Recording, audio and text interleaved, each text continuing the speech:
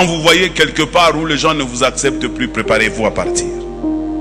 Quand vous voyez les conflits commencent à se multiplier avec certaines personnes, s'il vous plaît, ne restez plus là-bas.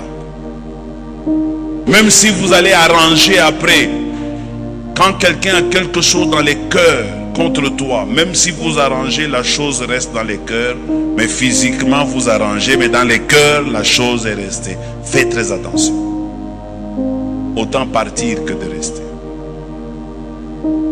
Jacob a compris, Jacob commençait à préparer son départ. Il faut savoir partir quand il est temps. Quand tu vois un ami ou une amie qui est jaloux de toi, organise-toi. C'est le moment de séparation. Tu achètes quelque chose, il gonfle.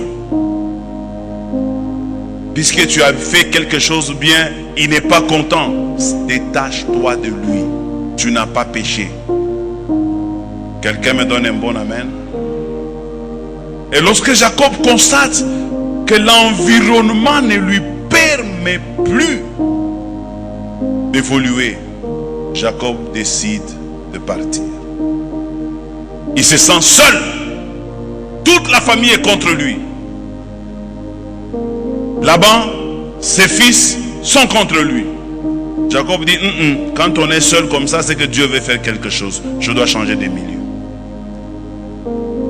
Je vais vous montrer un autre exemple dans la Bible. Regardez Joseph. Joseph était un homme qui travaillait très bien pour la maison de Potiphar. Et Potiphar n'a jamais eu un travailleur comme Joseph. Un garçon très bon, très fidèle, qui a même refusé de coucher avec sa femme, alors que sa femme s'est livrée à lui. Ça, de tels hommes, on ne le trouve pas. Mais c'est cet homme-là que Potiphar va mettre en prison. Parce qu'il est accusé faussement. Joseph, de là où il était, il devait sentir un sentiment d'isolement. Il pouvait se dire, où sont mes pères? Où sont mes frères? Ils m'ont tous abandonné. Je suis en train de traverser dans une prison où c'est un général qui m'a condamné.